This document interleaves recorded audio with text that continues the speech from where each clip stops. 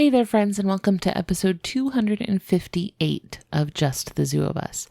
In this week's episode, podcasting powerhouse Stephen Ray Morris joins me for a long-anticipated review of those furry little predators that have inspired devotion and admiration from us for thousands of years.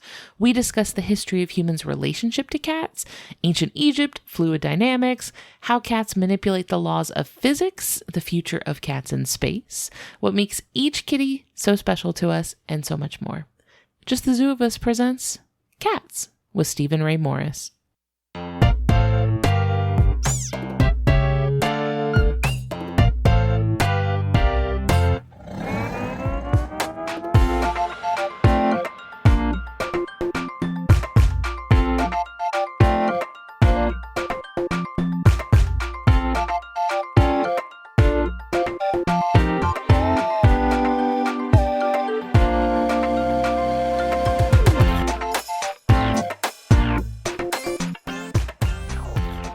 Hello, everybody. This is Ellen Weatherford here with Just the Zoo of Us, your favorite animal review podcast. And I'm so excited to be sharing with y'all a new friend to this show and a new friend to the Maximum Fun Network, which is very exciting, but we'll talk about in a second. This is Stephen Ray Morris. Say hello, Stephen. Hi, I'm so happy to be here. I'm such a fan. I love this podcast. Stephen, what are your pronouns, please? Oh, he, him. Thank you so much. Nobody that's listening can tell, but I'm getting a real high production value.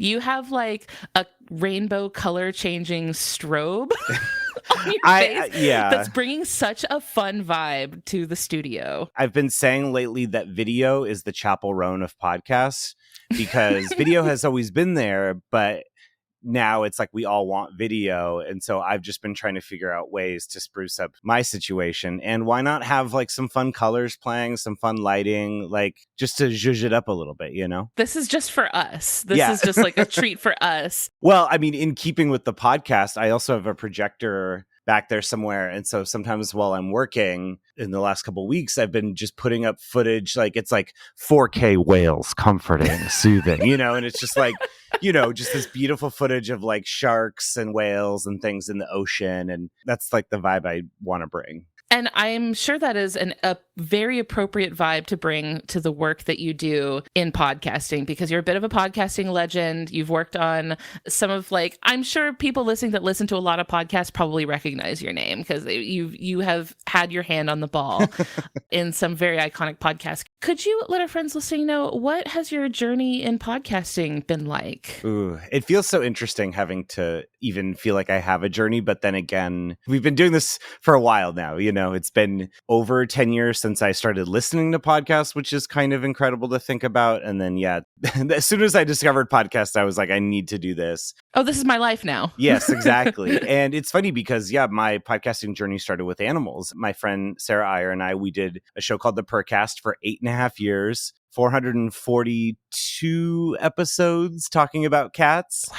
And through that journey of getting involved in the comedy community, because it was a thing where Sarah and I were both graduates from UC Santa Barbara.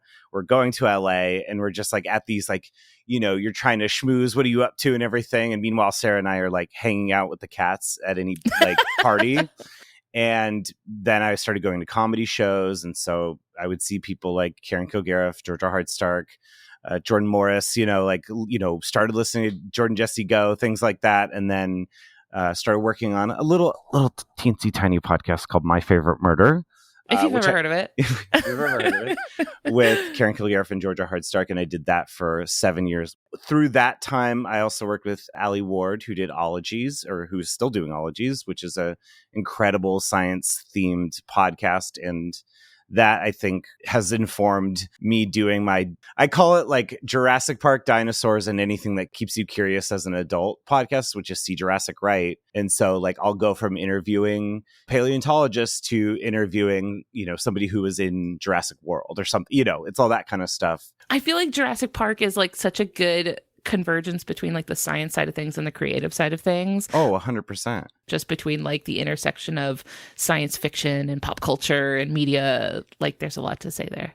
Well, and I think too that it is the kind of thing where people watch that movie and either wanted to make movies or to study dinosaurs or science in general. Yeah, so to present day, and I do see Jurassic Right. I do Keenan and Lake and Give You Deja Vu, which is a step-by-step rewatch podcast. But the most recent thing is I now produce Jordan Jesse Go, which feels so surreal because that was one of the first podcasts I ever listened to. And so now that I'm getting to be part of the show and book guests and book all these incredible people, it's been so much fun working with Jordan Morris and Jesse Thorne. And yeah, just being part of the Max Fun family. Like Maximum Fun is just, to me, just the most iconic podcast network. And so to get to be part of it, it's been really cool. And again, getting to like sort of share my interests with them and wanting to talk about animals, but also wanting to talk about movies and TV, and then just goof around in anything in that space in between. You've Trojan horsed animal facts into the networks. Like, want to talk about movies? Oh, hold on. What's that in there? Oh, animal facts. Yeah, no, I mean, I just think animals are the coolest. I've loved animals my whole life, and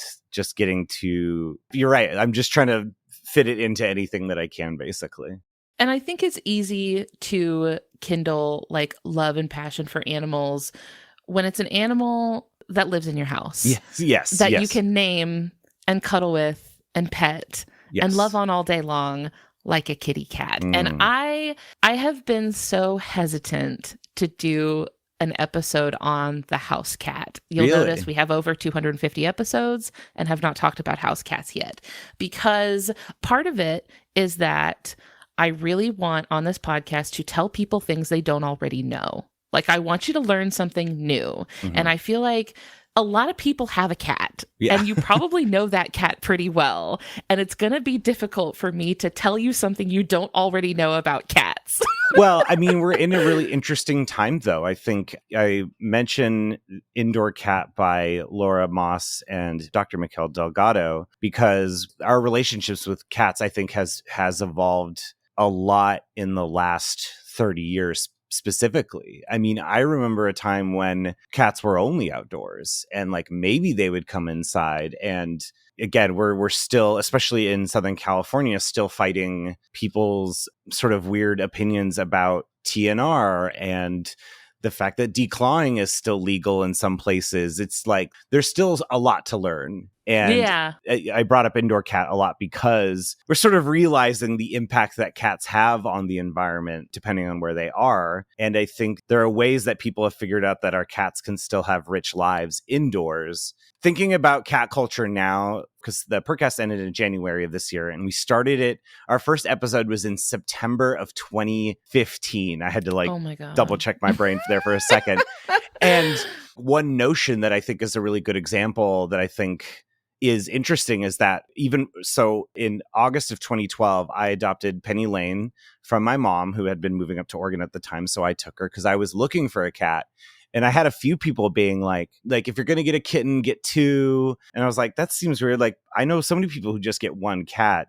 And I would say now in 2024, the idea of adopting only one kitten seems unthinkable, because they need that enrichment. And it makes most people's lives easier if they have two kittens to entertain each other. It's different if they're, older cats, or they've, just depending on what their conditions are and stuff. But it's like, I would say in general, the attitude of a lot of shelters is like, if you're getting a kitten, get two. And a lot of shelters won't even let you adopt a kitten by themselves. And so the fact that that's changed, that is becoming the norm in less than 10 years is like pretty astounding. It's funny that our relationship to cats has, I think we take our relationship with cats a lot more seriously now, like, than we did even just like you said, like 10, 20, 30 years ago. Because if you really zoom out, our relationship with cats goes back farther than like written language. Yeah. We have been kicking it with cats for literally thousands of years. Let me set the stage a little bit. Okay. We are talking about house cats today. The scientific name is Felis catus, which is iconic. A very fun name. It feels like they were like, well, we can't just call it cat. It has to sound Latin-y. Yes. Like catus is fine. Look, scientists, when you get to name something, I think there's a part of your brain that's like, let's have fun with this, Which, calling it caddis is like the least possible fun they could have had. Like, we could have done something so much more than that. Well, they're like, we can't go too, it's not like... They're like, this thing's going to be in a lot of papers. We can't go too wacky with this. Well, because maybe they were overcompensating where, like, at home, they're just like Sleeber Slubos, like, is like how they call their cat. Like, the web of nicknames you have for your cats is so bizarre and intense and fun. It's like, I'm calling Penny Lane, my cat Penny Lane, I'm calling her Penske AutoZone, Lady Pennington, Panini. Pennsylvania's a great one. I started calling her Furiosa the other day. Like, sometimes I'll just call her Taylor Swift. Like, like whatever stirs you, whatever your heart feels in that moment is just what you call your cat. Felis catus is just like a solid ground to jump off from. It's so strikingly boring to me that they called it Felis catus. Yeah. And usually we kind of try to introduce animals by kind of describing their general size and location. This animal is about 28 inches tall, or roughly the size of a house cat, and their location is typically your house. Look around. Chances are there's probably one nearby. I know. I was like, where is she? She went back to sleep, I think. Mine's banished from my office for a reason I'll explain shortly, for a lot of reasons, one of which I'll explain shortly. He's very annoying. My house, I have one cat. He's a big old tabby cat, and he was adopted off the streets of St. Petersburg, Florida. And Florida cat. He is a Florida street cat, and he's a menace. So just to kind of set the scene for how Penny Lane and my cat Aki have arrived at our doorsteps, why it is that now we have cats in our houses, which is a bit of a wild turn of events, evolutionarily speaking. Yeah. So way, way, way back when humans began to develop agriculture, the wild cat, Felis sylvestris, begins to sniff around human settlements because once humans start developing agriculture, they begin to also build grain storage, right? You grow a lot of grain, a lot of wheat, a lot of rice. You need somewhere to put it. You start putting it in these big, grain storages. That is like hog heaven for mice. Mice love grain storage. Grain storage is so huge for mice. Big dub for mice. So you start seeing lots of mice hanging around human settlements. Cats are like, I heard you got a bunch of mice over here. That is kind of my jam. I would like to see what that's all about, please. They're like, what is this party? They're like, you guys seem like you're having a great time over here. You have so many mice. And they get over here and humans are like, I actually don't want these mice. These mice are eating all of my grain and I don't really care for that. So cats start eating up all the mice. Humans are like, that actually rules for me. I do like that you're doing that. Please continue doing that. So humans and cats just kind of independently like develop this symbiotic relationship where, the humans aren't like containing the cats. The humans aren't like putting in effort to like encourage the cats to stay around, but the cats are like, this works for us. And the humans are like, this works for us. So cats have long been associated with ancient Egypt, right? Like you think cats in history, you probably think Egypt, which is, they went the hardest, I feel like.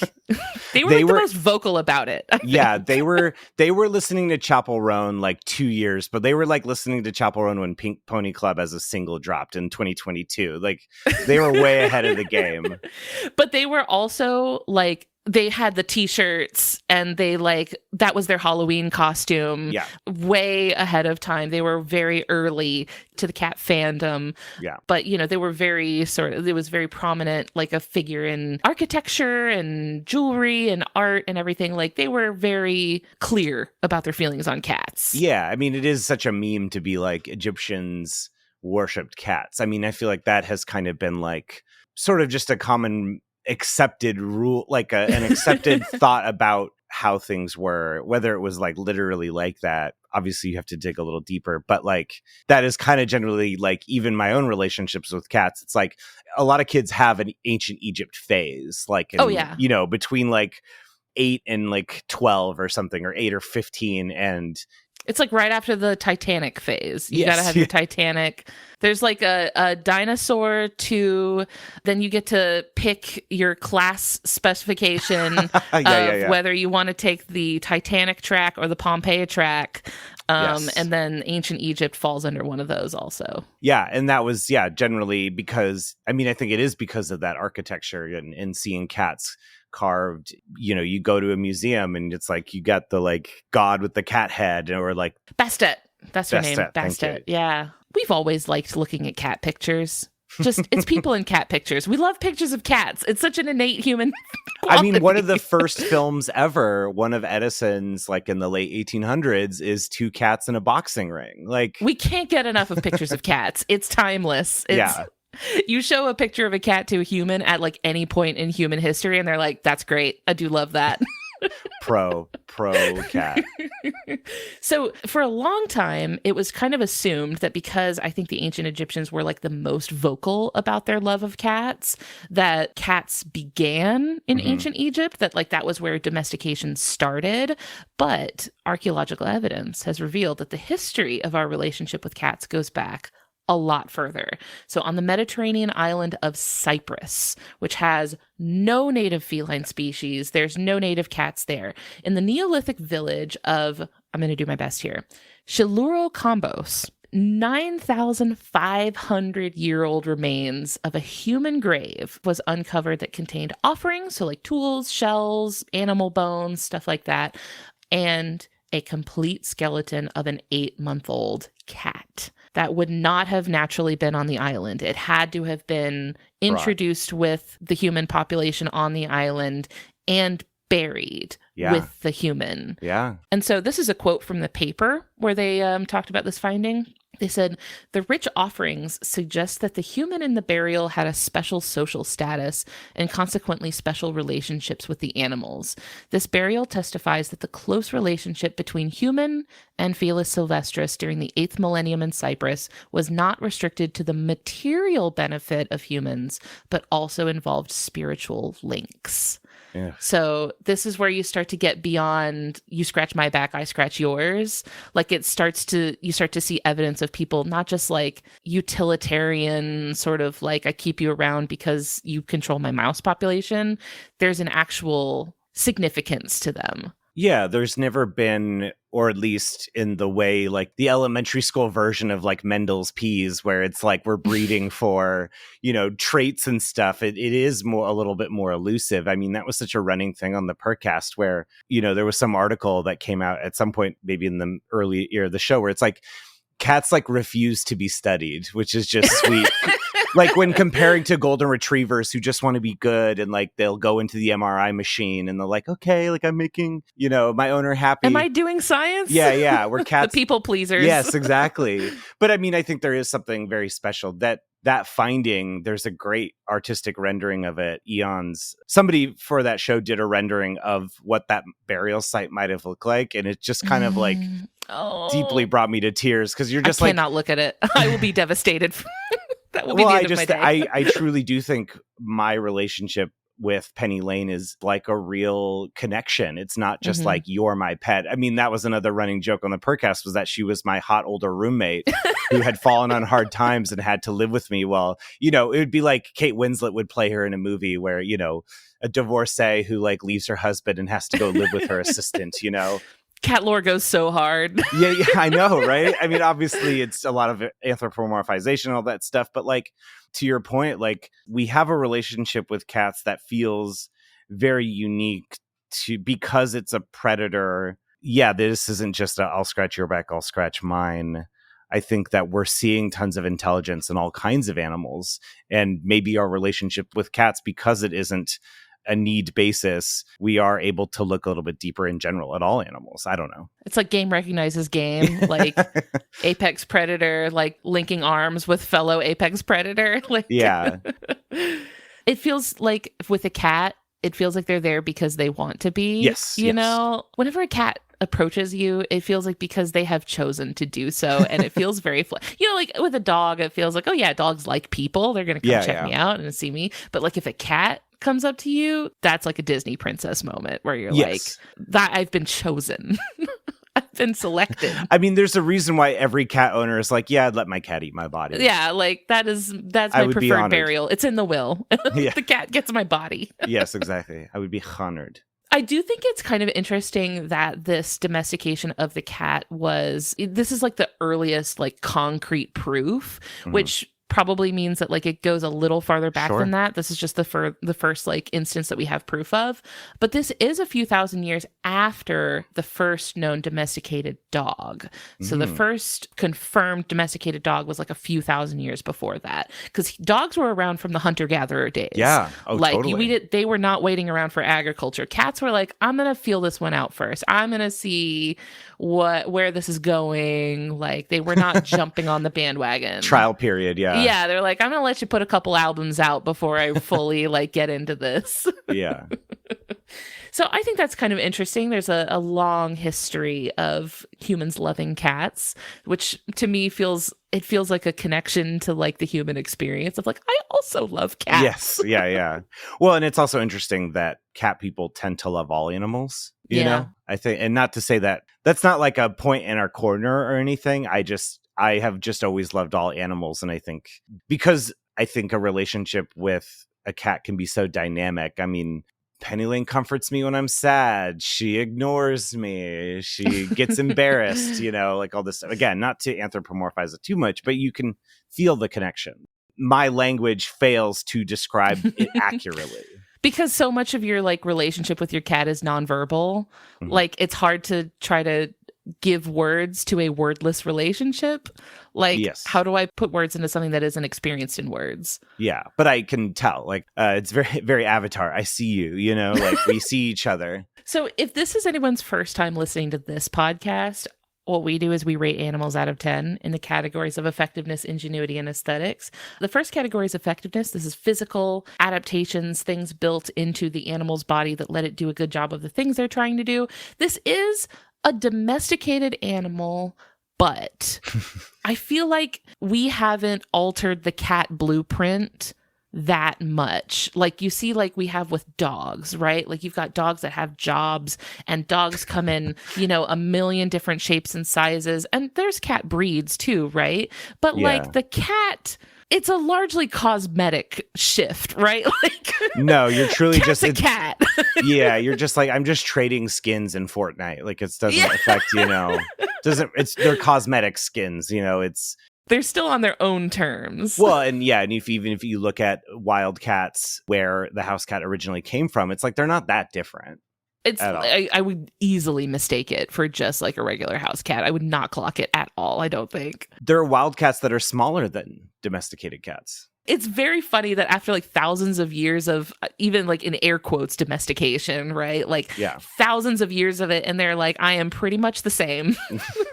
You have done nothing to me. Yeah, and it's interesting because even cat breeds, that's like not even really that old of a thing either. I almost feel like in hundreds of years, the notion of purebred cats itself is almost like a phase. You know, adopt, don't shop.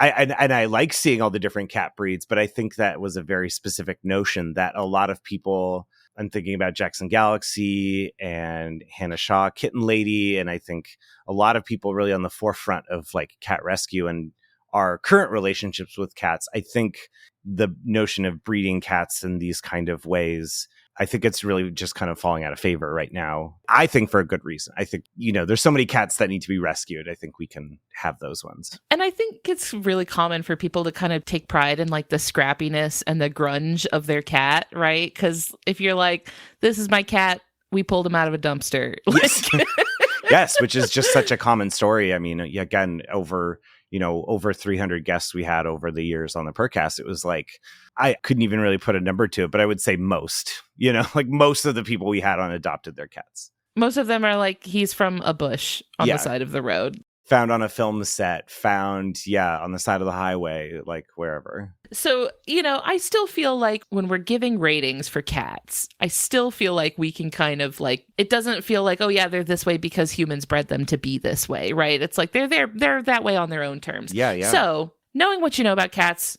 you know, having talked about them for so long, I'm curious to know what you would give cats out of 10 for effectiveness as like a predator, as a pet. What do you feel? I mean, I was going to say 15 out of 10.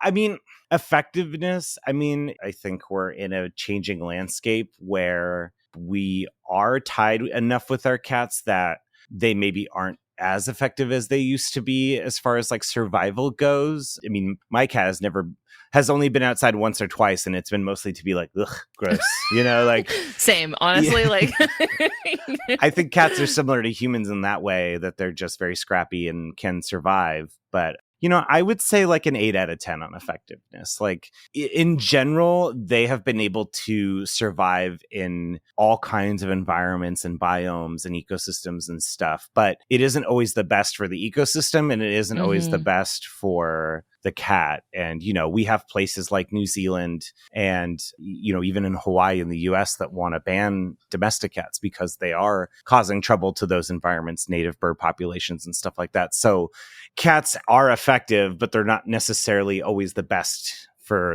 depending on the environment. They're suffering from success. Yes. Too good at their job. They're too good, and a point has been deducted because you have done too well, unfortunately. Yeah. There are some things about cats that really stand out to me as things that I think, that's an interesting physical adaptation. Like, why would you have that? What is like the sort of mechanical function of those things? And I've identified a few points of curiosity for myself personally.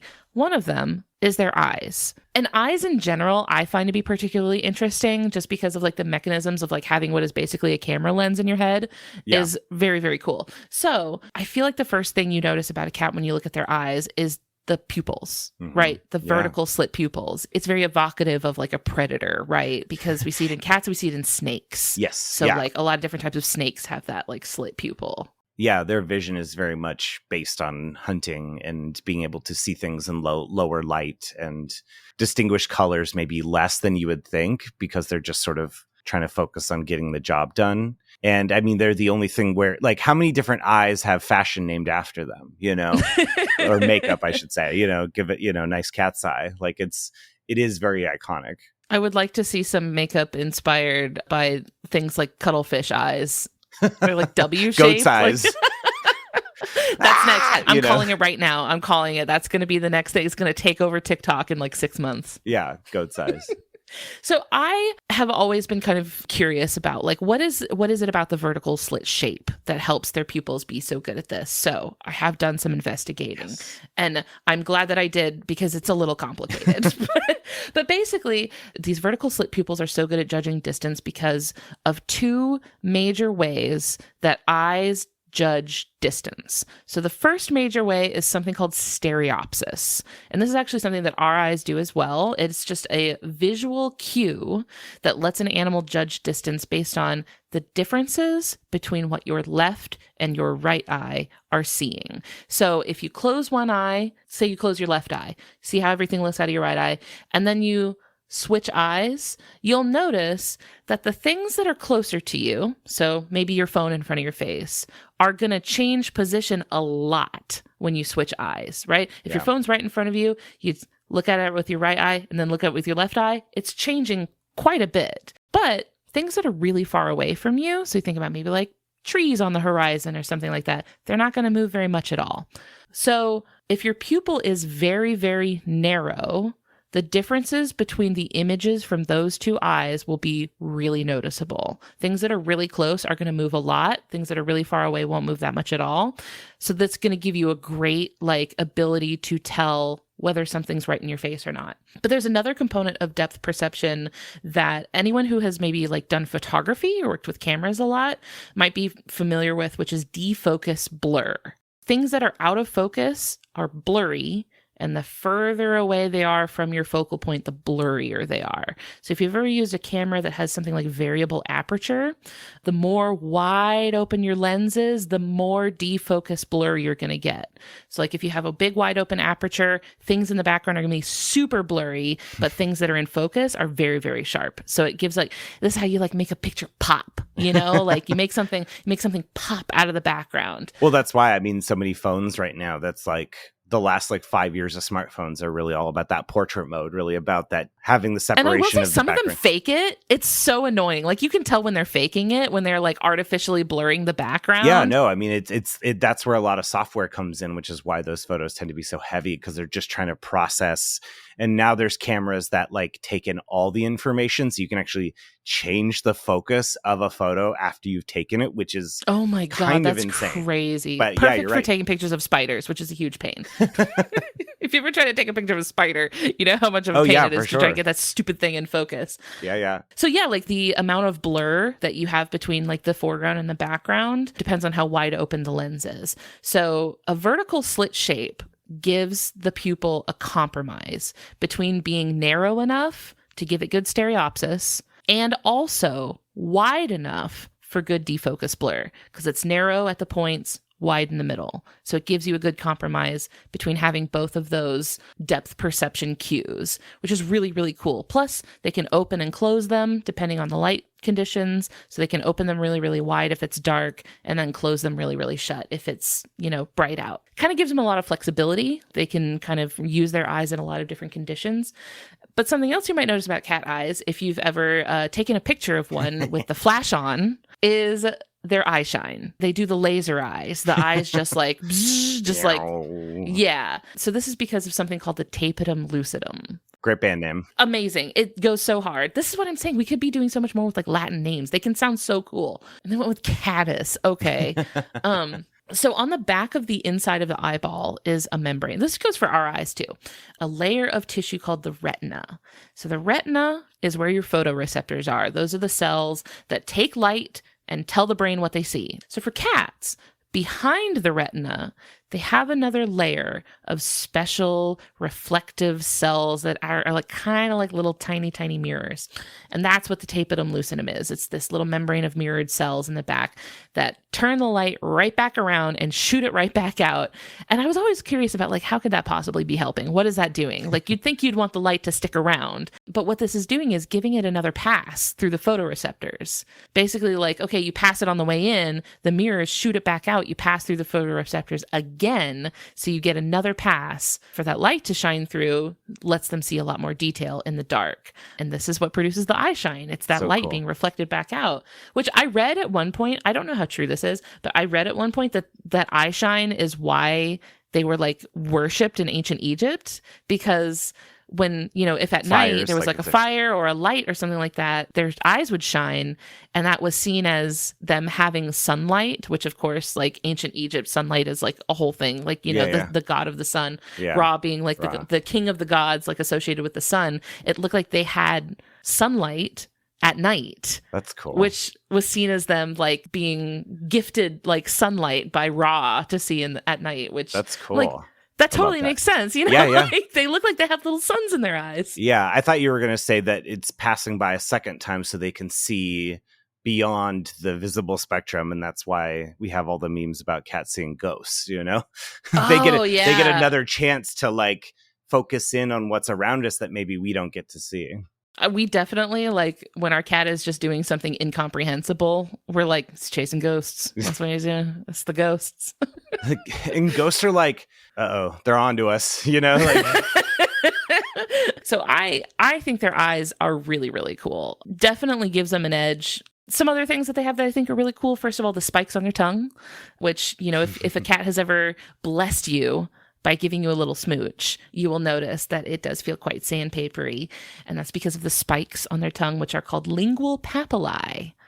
This sucks. They're made of keratin, like our hair and our nails. Yeah. Which is kind of like they just have little claws on their tongue. And that sucks. I don't think I love the idea of that. I mean, I definitely think that's a side of science where like the macro photography and the like close up of the surface. It's like, when people colloquially talk about like we're just covered in bugs and parasites all the time. It's like, No, thank you. Like I want the cute, like I feel like that's why we say sandpaper tongue, because it feels a little bit more palpable than like thinking about if a cat's tongue is covered in fingernails. Yeah. Or claws. Yeah. Tongue covered in nails. No, thank you. Yeah. I think sandpaper is a little bit more digestible for our palate. Don't think about it. Don't think too much about it because it's gross. It's kind of funny. It's like the claws on their toes just like weren't enough for them. So like we need to just pack a few more right on that tongue. Well, I mean, we like popularly, it's like we are like doing the opposite where we're like calling the claws toe beans. Although, we call them murder mittens as well, too. So the thing I see the cats using the tongue for the most is grooming, like using it basically like a hairbrush. But another thing that they can really be good for, if the tongue is really good for like rasping meat off of like a bone. Oh, wow. Like it really like scrubs it. And it also helps secure prey in the mouth because the spikes point towards the throat. So if you've got something really wiggly, like a fish or a mouse or something that's going to try to back out of your mouth and escape, those spikes point down towards the throat and it keeps them secure, keeps them from like getting out of the mouth, which I think is really, really cool. Oof. One thing about cats' bodies that has been quite the topic of commentary is their state of matter.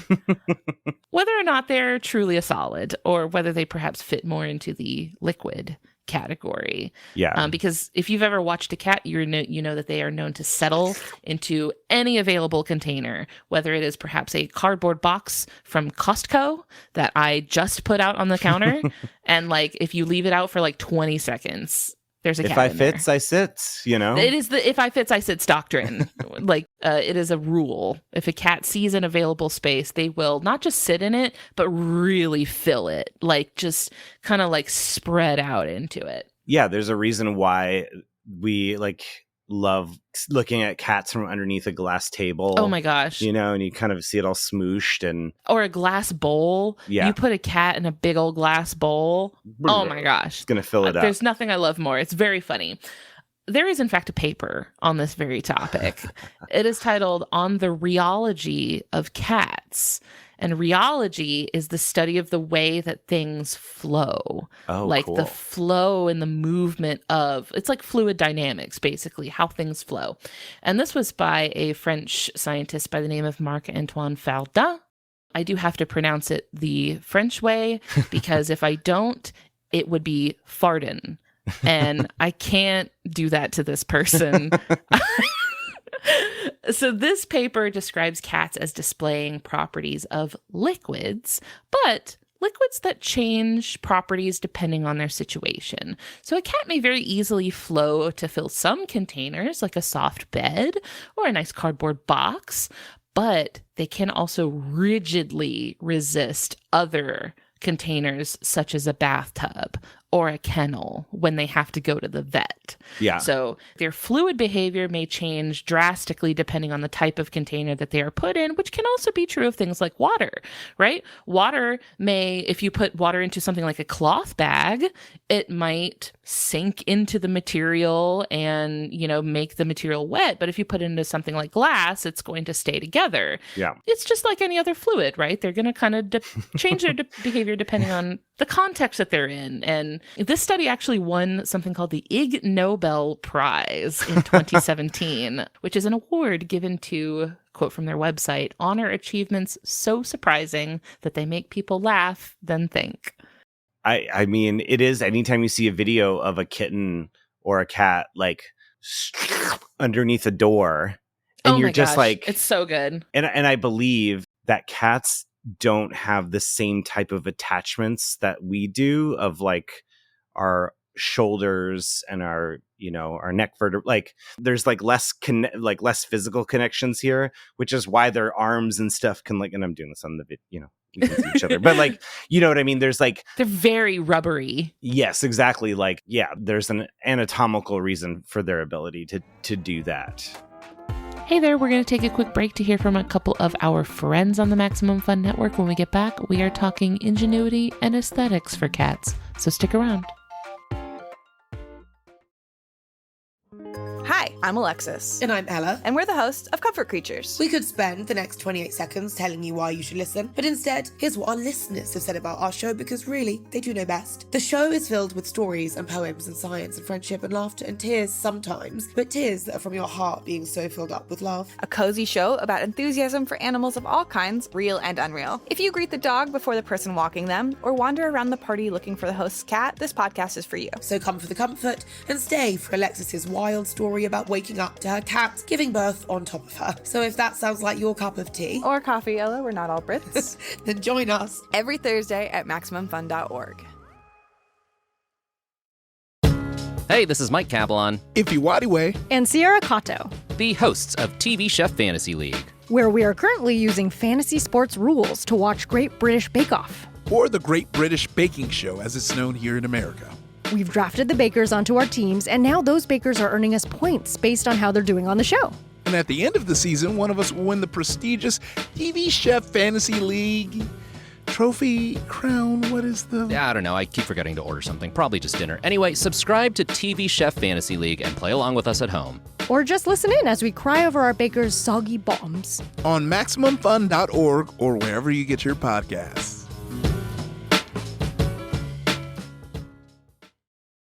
I'm really glad that you brought that up because their flexibility and their maneuverability is a key factor in the next thing I wanted to talk about, cool. which actually is, I put it in the section for ingenuity, which for us on this podcast, this is where we rate animals on behaviors, things that they're doing, ways that they maybe solve problems, navigate their world, things that they're doing like cleverness or problem solving skills.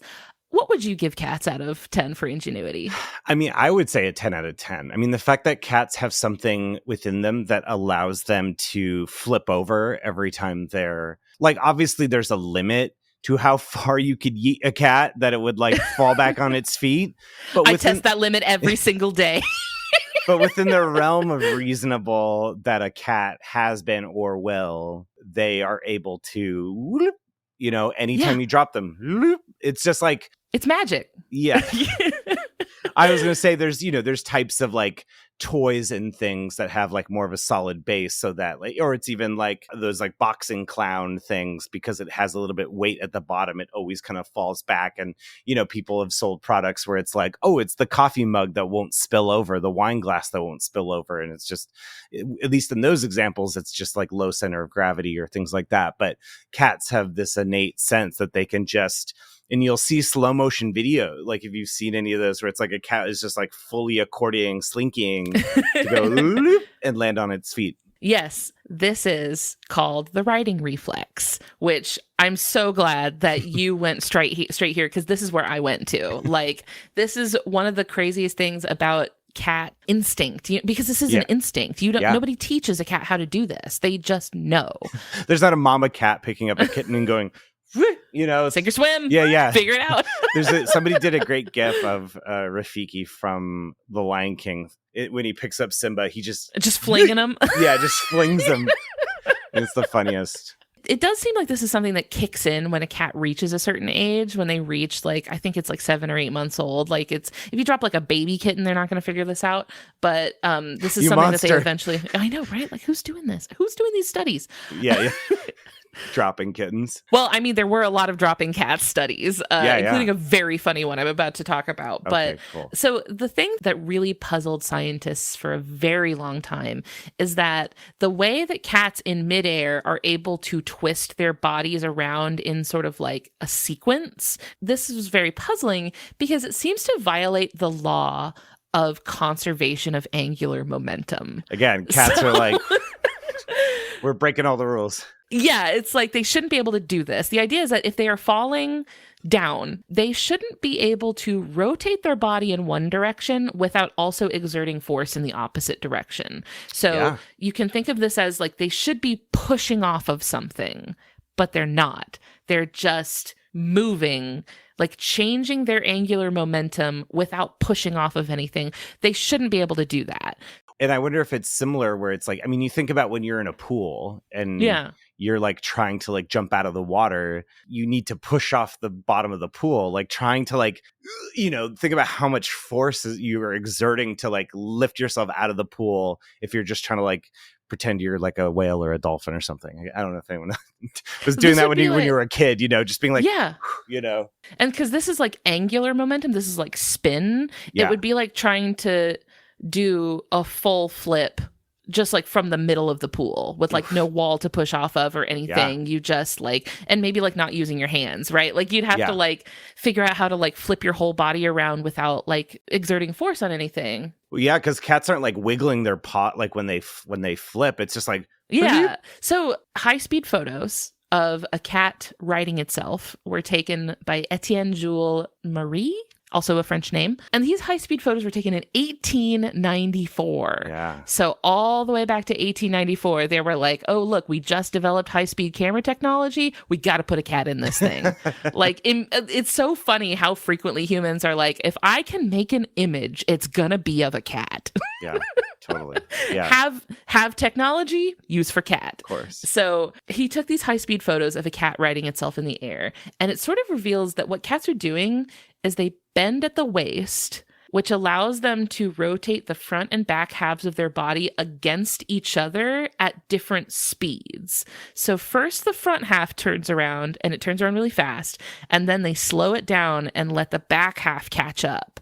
So it's because of the bend in their waist that they're able to like spin both halves of their body like against each other. It's a very complicated maneuver. Yeah. And they just do it like that. The core strength. Crazy. Yeah. And then once they've done that, they've righted themselves. Now they're in free fall. Still, this is not like game over for the cat, because once they are in that like suitable free fall upright position, they will also spread out their body to slow their fall, like Mrs. Incredible, like turning herself into a parachute. Yeah. Like it is fully like they parachute their body, which lets them resist fall damage. They're extremely like very well known for being able to fall from very high. Yeah. You know, they could fall out of buildings and often end up with not that serious injuries. They're often fine. Yeah, no, we definitely like crumple like doing a belly flop in the pool if we fall from a great height. If I fall like 6 inches, the panic alone is taking me out. Like by the time I in the like split second it takes for me to fall like 6 inches, I'm like, my life has flashed before my eyes. It's over for me. I'm so done. I know. I mean, that's part like growing up. It's like you're depending on what you do, whether it's sports or play or things like that. It's like teaching how to fall properly is a thing that people can mess up, you know? Yes, you take a fall the wrong way, it's over. Yeah. Not cats. They're like, I'm fine. Throw me out of a tree. Who cares? Now, here's something that I had never heard of that I was very thrilled to find. This riding reflex was really put to the test in 1947 when the Air Force brought a pair of cats on board an airplane that used parabolic flight to induce weightlessness. Oh, whoa. And they did drop the cats in zero gravity to see what they would do. Like just to see how they like it. Yeah. What zero gravity does to cats. And they found that while in zero gravity, the cats were dropped and they displayed visible disorientation. You can see, because there's footage from this. It is from 1947, but you can see footage of this. It's on YouTube. They like didn't try to twist their bodies around. So they seemed to understand that they weren't falling or that they weren't upside down, but they did spread their legs out in front of them. Like they were like bracing for like an impact or something. And they just kind of like flailed like that. So like they clearly had something that was able to tell them you're not upside down right now. Yeah. No, that's interesting. So that was like an interesting, like, what cues are they taking? Like, is it visual? Is it something in their like ear? You know, like how they seem to be able to tell that they weren't like upside down. Yeah. No, I mean, I think that's a big thing, especially if you're taking your cat to the vet. And some cats, I mean, I know people who were on the Percast way back when.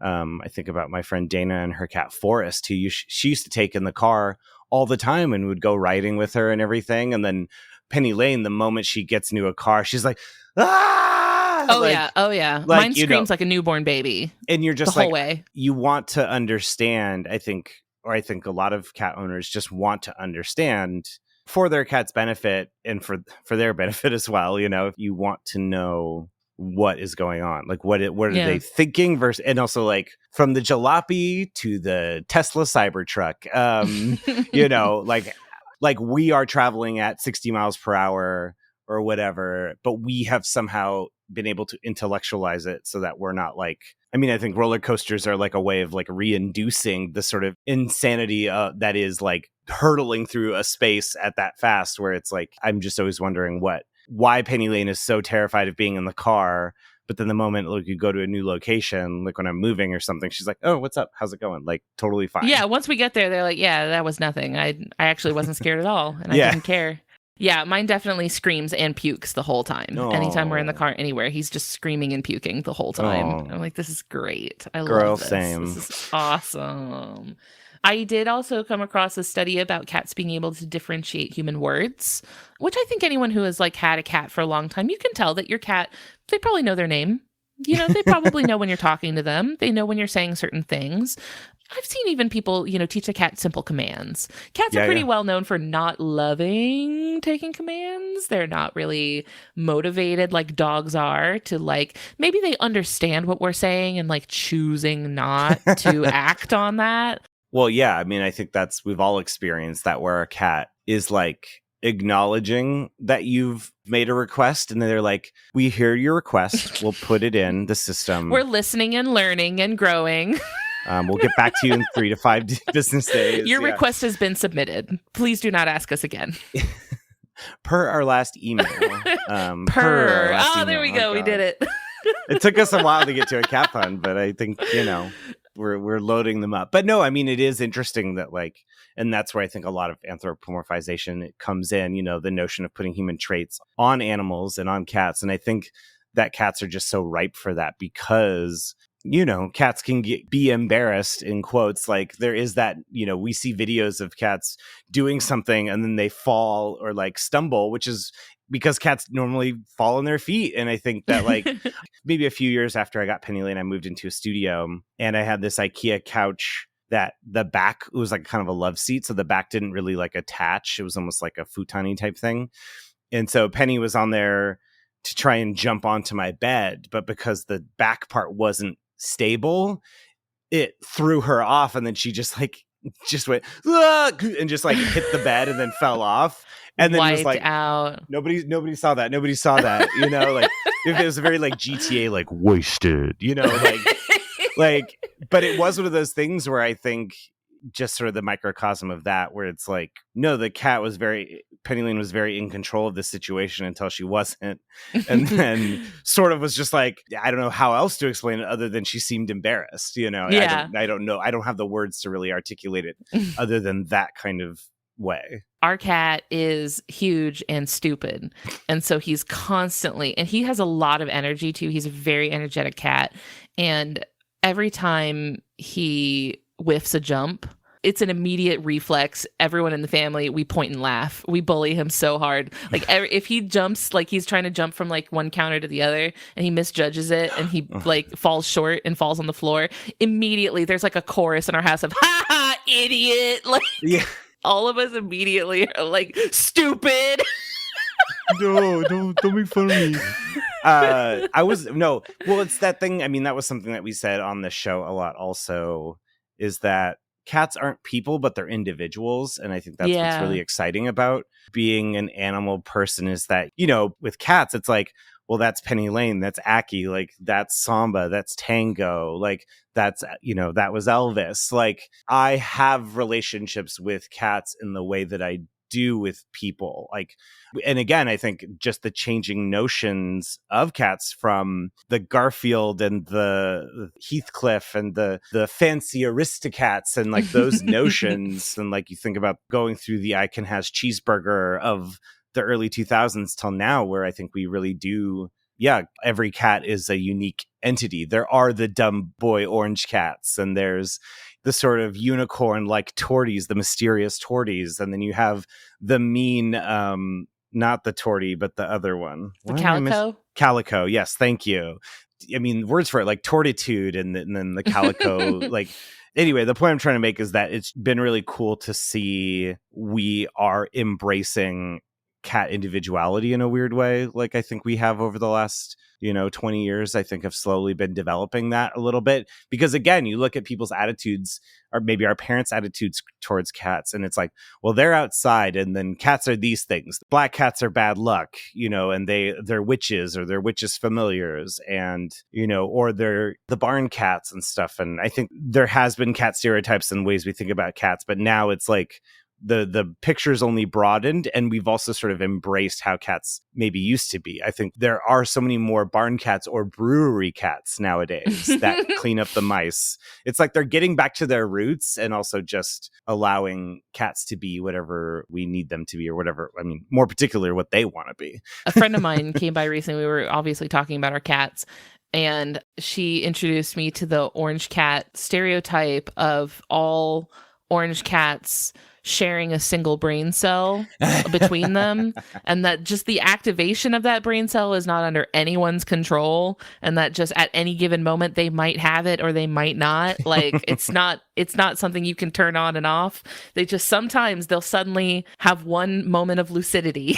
Yeah. Do something brilliant, and the rest of the time they're licking the window.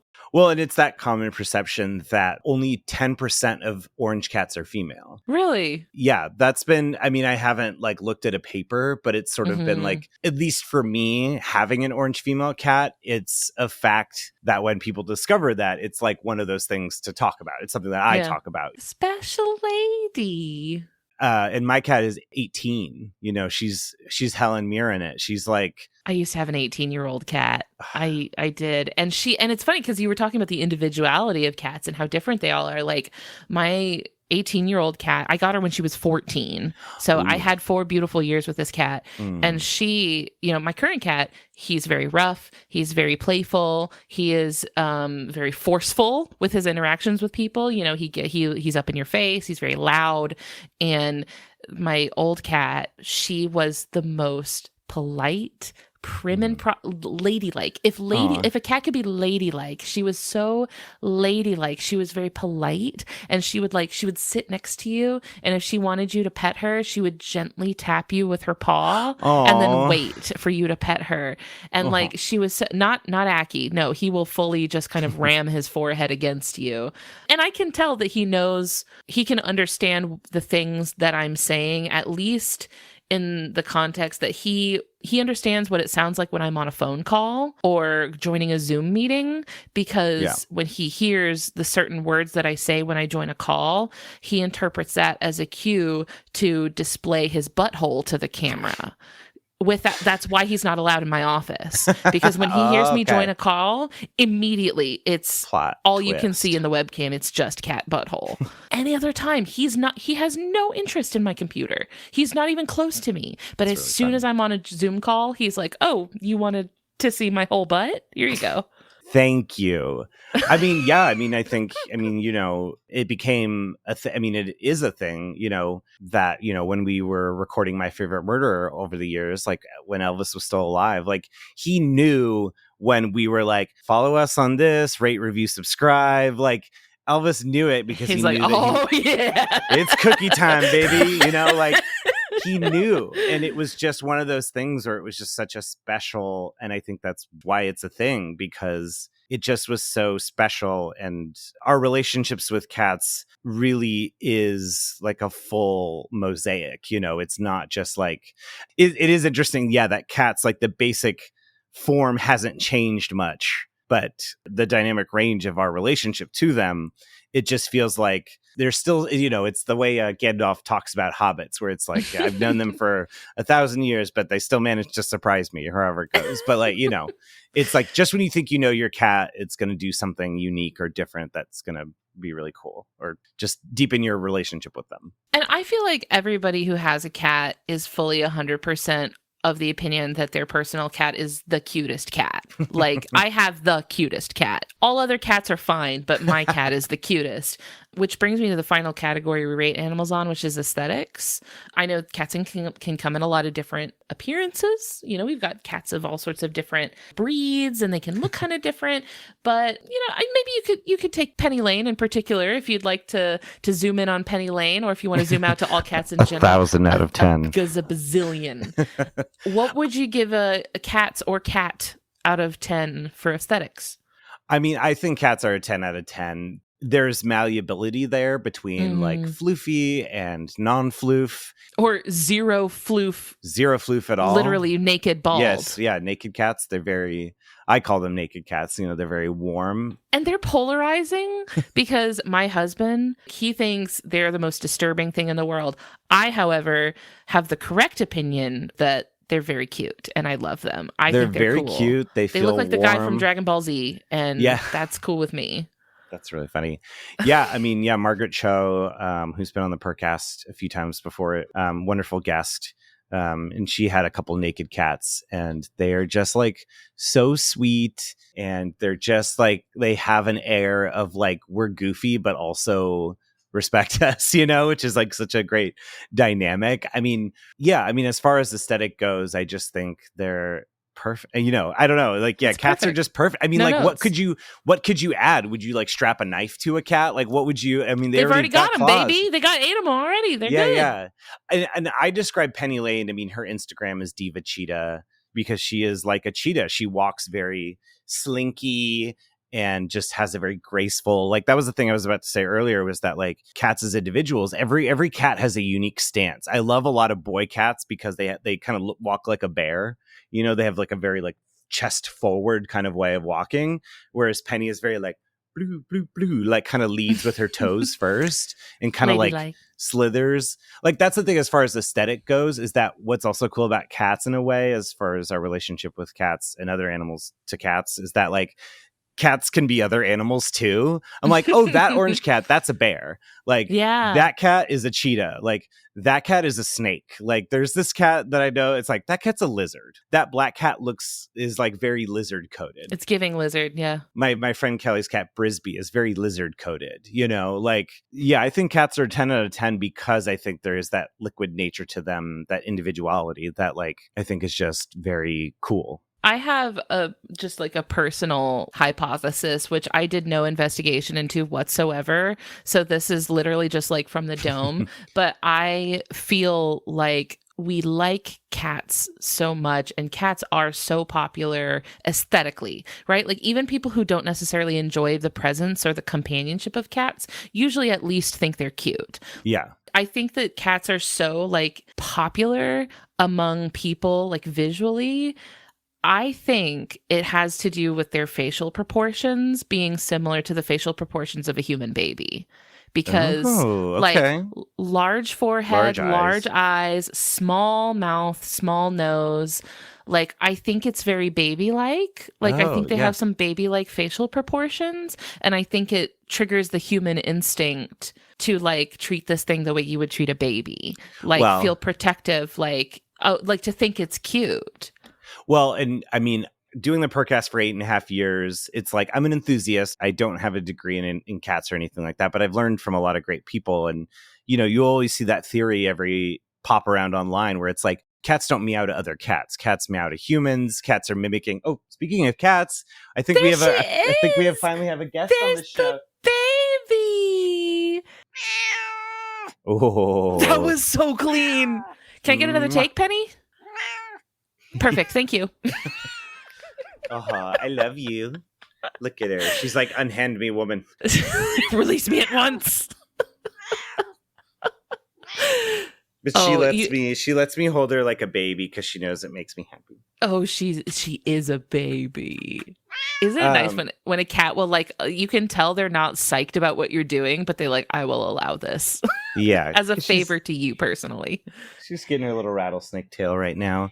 But wait, what was I saying about? Completely derailed. Oh, yes, about the cats not meowing at each other. That it's almost like mimicking the cry of a human baby. Yeah. And I wonder, and I'm sure studies have been done, but it is another notion that kind of makes the rounds every once in a while, where people are like, well, but we have seen cats meow at other cats. And I've definitely seen my cat meow at other cats. He meows at everything. My cat won't shut up ever. And like cats, like kitten meows are very different than like Penny Lane's meow. She's got the smokers like, what's up, honey? Like that's how like, I've been in this town for a while. A pack a day meow. Yeah, she's got a pack a day meow. And, like different hormonal levels or whatever they say, like a lot of boy cats are like, meow. It's like. Not mine. Not mine. He is insane and he's very loud, but also he meows differently for different things. Well, yeah, totally. No, of course. Like when he wants food, he's got a very like annoying and insistent meow, but if we've actually had to edit him out of the podcast before because he has formed an intense romantic relationship with a drawstring that came out of a sweatshirt, and that's just his beloved, his soulmate that he can't be separated from. And what he likes to do is drag the drawstring around the house while yowling. So like you can hear him all over the house, all over that. He's fully downstairs, and we can hear him going meow, meow. But like it's a very distinct sound. Starting a podcast. He's fully like having a solo. He's monologuing. Yeah. But like it means different things. Like he's not meowing at me. He's not meowing at another cat. He's just like, I don't know what he's doing. Who knows what he's doing? Who knows what's going through his head? I would love to see an Inside Out movie of the inside of a cat's brain. Can you imagine? It's just one feeling. Yeah.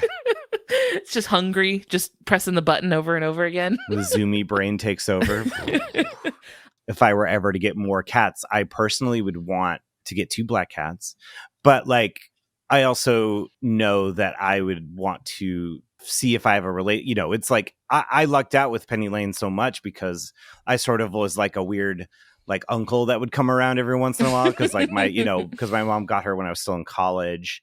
And then when I moved to LA and she moved to Oregon, I got Penny Lane. So we had already had some kind of relationship before, but it's like, who knows, kind of, I mean, our relationship has changed over the years. I remember when I got her in 2012, it's so crazy to think about. She was born in 2007. Oh my gosh.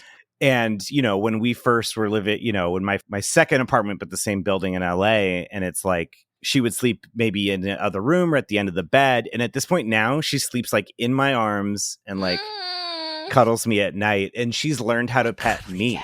Because you think about like how you pet your cat. I'm doing the motion, not sorry podcast listeners, but the motion of petting your cat. Well, at night she'll like if she's laying next to me, she'll like curl her tail around my arm and then just slowly like caress it. No, that is so cute. And it's just like I just feel so loved. Again, language fails me, but there's just something to that where I'm just like, she didn't do that before. She doesn't need to do it now. There's no purpose to it, but it's just sort of like, like we're, at night going to bed and just, Yeah. Something I remember talking to a guest a few months ago where we were talking about gay animals is that we shy away from anthropomorphizing animals to the point of neglecting their capacity for just joy and like just doing things because they just like it, like just doing things because it makes them happy and because it's fun and it feels good, right? So like you see cats doing things like over time, just learning like, oh, it's just kind of nice when I cuddle up and, rub my tail against my person, like it doesn't have to have like an adaptive evolutionary advantage. It's just fun. Yeah. I mean, dolphins get high. You know what I mean? They pass a sea urchin around or a sea snail and they go, We're all having a good time. Yeah. I actually haven't, I don't think I've talked very much about like how I got my cat on this podcast before, but you mentioned that your mom had originally adopted your cat. My dad had originally adopted my cat. Whoa. My dad's always been a cat guy, and he spent a lot of time being like single and living on his own and just liked having cats around. We lost a cat who I had when I was a kid. Like she was like over 20 years old and lost the cat. And he was really torn up about losing this cat. Her name was Silver. She was a gray tabby. So a couple months later, he calls me one day and he said, "Is Isaac there?" And Isaac is he's now 10. At the time, he was 4 years old. I said, "Yeah." He said, "Put him on speakerphone." And he said, "Isaac, I got a cat and I want you to come up with a name for the cat." And Isaac, who was 4, said, Aki. And we both were like, what? What is that? Is that a word? Is that like, and you told me to come up with something. I came up with something. Like I invented it out of I just thought of it. And so we're like, okay, that's great. Which turns out is a type of fruit. We didn't know at the time, but it is. It's a type of fruit. But so he adopted this cat. At the time he was a kitten. He was probably only like 8 months old when he adopted the cat. He was like a shelter cat, came in from off the street, was crazy, poor manners. Rude dude. Yeah, like less than a year later after he adopted that cat, my dad unexpectedly passed away.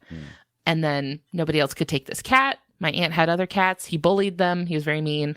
And so I was like, okay, I'll try the cat. I'll take the cat. And I took him. It's a couple rough nights at first. He was not super thrilled about driving 4 hours away, but he settled right in. And, now he's kind of become just like part of the family. Aw. And so it has been nice. Like you mentioned, like having this connection to our cats because of what they sort of mean to us, like in the grand scheme of things. So Yeah. it has been nice to have the cat as like something from my dad's life. Yeah. Oh my Right. gosh, Because it's yeah. the cat that knew my dad. And now, Yeah. now he's part of our family, even though now, he's been with us for years. Yeah. But I feel like cats, like there's like such an important part of our story because of because of the context that they like come into our life in. Yeah. Of course. Yeah, totally. Now, we love cats. They are our buddies. They're our family members. This is usually the part of the podcast where we talk about an animal's conservation status. If they're endangered, if they're It's suffering, a or things compliment like that. sandwich going on here. Exact polar opposite is the case for the cats. Their conservation status is basically menace. Like they are where humans go, cats follow. Basically, if there is a place where humans live, cats are probably also there. So they've accompanied us all over the planet. They're very hardy generalists. They can adapt and survive and thrive in like any type of environment. And on top of all of that, they're voracious predators. So they eat indiscriminately. They're not picky at all. Birds, mammals, reptiles, you name it, they will eat it. And they will also even sometimes kill when they're not hungry. So like they'll do a surplus killing even if they don't need the surplus. Like they'll just kill things for fun or kill things to bring it back to you.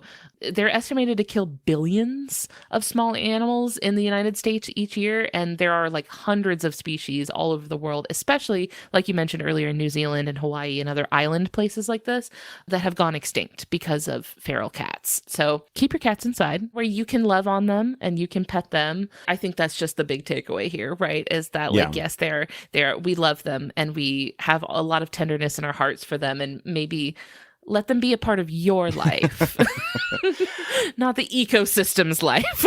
Yeah, I mean, there is something to be said about, to me, probably the greatest cat movie of all time, as far as just like a movie that features a cat prominently, is Alien, and how they put a cat, just orange cat, Jonesy, this is a ship, just like in, how they would have barn cats and ship cats, that because mice would come aboard the ships. And it's just funny to think about, even in the future, once the cats get over the zero gravity of it all, and we're in space travel is just like, mining or any other sort of work, that cats will be there with us as well. I don't think that's out of the realm of possibility. Once I establish equilibrium, it's over for you guys. I mean, just think about all the mice they're gonna like. Imagine like it's like we think about the space station now, and it's like, are there insects or any type of creatures that are like loose on a spaceship? I feel like the space stations and the shuttles going up to space now. I mean, the Cybertruck can barely survive getting a car wash. I wouldn't want to let mice aboard one of their rockets, because they need to let the cats and the cat, it just seems a little too complicated right now. But they probably will follow at some point. If we as soon as we have space colonies, someone's certainly like, cats are not far behind. Right. Yeah. Have you played Stray? I have strayed play. I have played Stray, but I actually never finished it. I just think I wanted to do more with the cat. Mm-hmm. I think it's a very like Studio Ghibli-esque type of sci-fi adventure, and I think there's a lot of interesting stuff. And it's definitely like it was the first PS5 game I ever played, and I got the PS5 to play Stray. But I would say that I wish I could have like knocked some stuff off a table, a little bit more freedom. I think it was a very beautiful kind of almost like visual novel, I think the story is very beautiful, but it's like, I wanted to just, because there's, which I haven't played, but I want to get it. I think it's like Little Kitty, Big City or something like that. I was just looking that up. Yeah, I was just looking up so I could get the title right.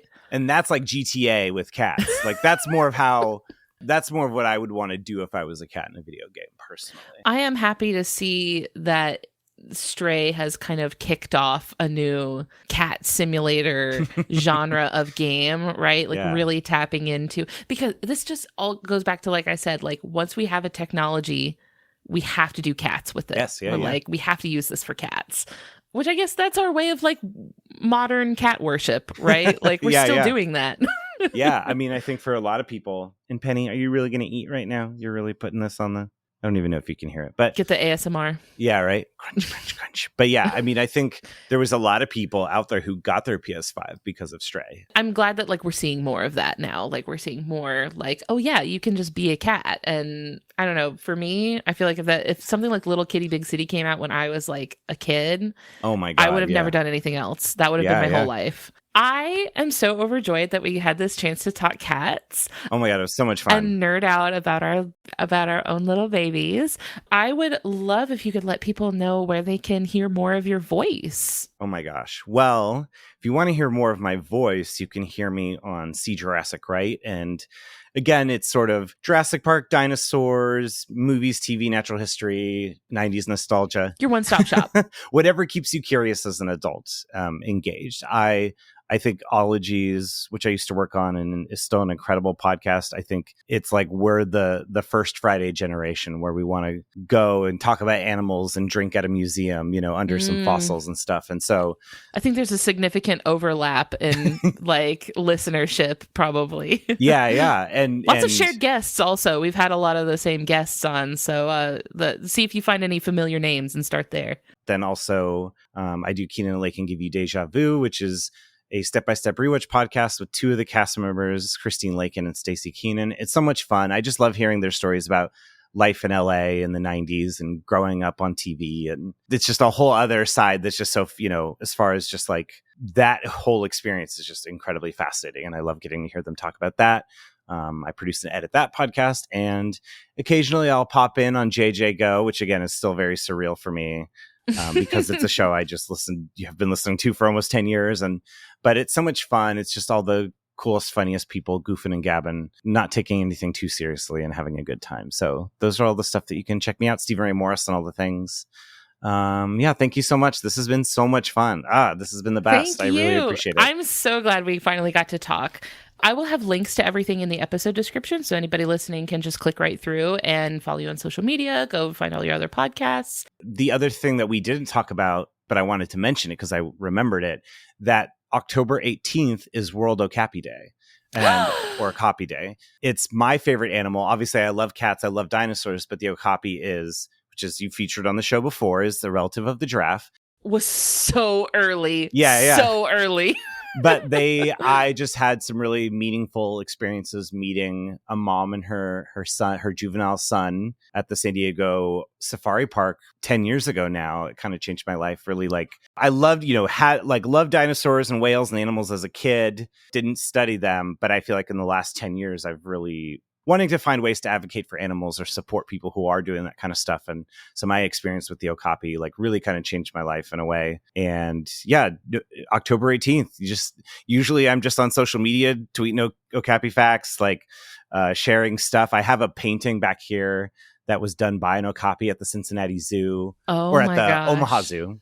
That's so cool. Yeah. At the Omaha Zoo, they have an Okapi, and a wonderful person who works there got them to do a painting. It's the best. They're just wonderful creatures, and they're endangered, and they're the coolest thing. And more people should know about them. Yes, more people should know about them. That's exactly. I'm surprised that more people don't know about them, because I feel like a lot of times when people see them, they immediately misidentify them or something. I'm curious about your thought about this. This actually reminds me, it's because every few years we get what I call the hipster animals. And so it's obviously owls and foxes were big in the late 2000s, but then we've had lemurs, and I'm trying to think of other sloths. Sloths had a big moment. Sloths were big 10 years ago. It feels like every so often we pick a unique animal. Red pandas obviously have been having a moment for the last 10 years. Is there any cool animals do you see becoming the next hipster animal?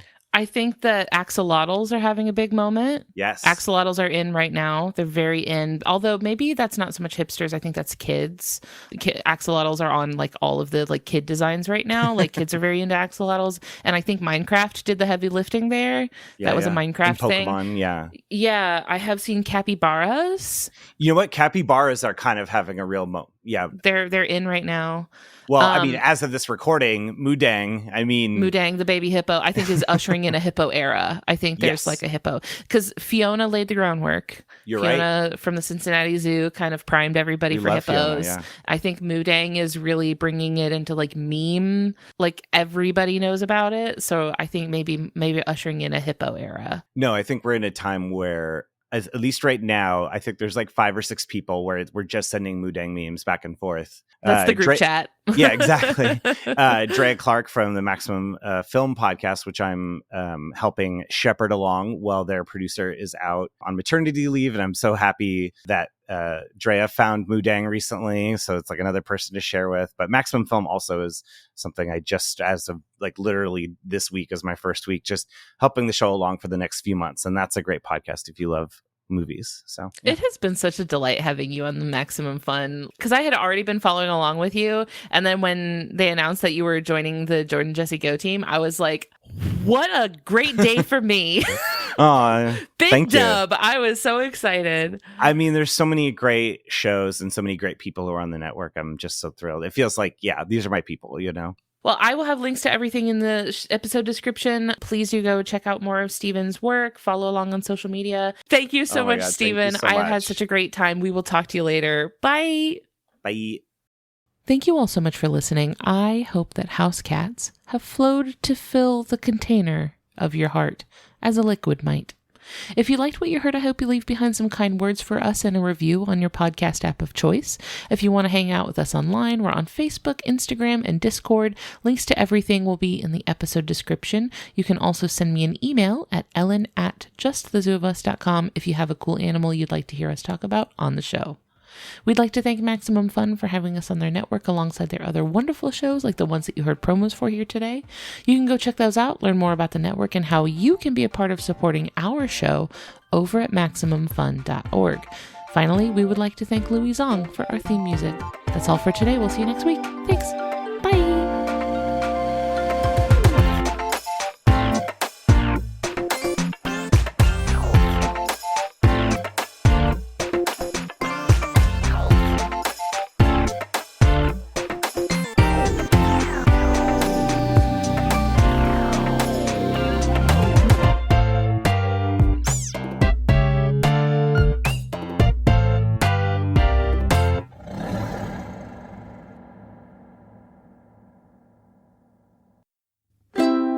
Maximum Fun, a worker-owned network of artist-owned shows, supported directly by you.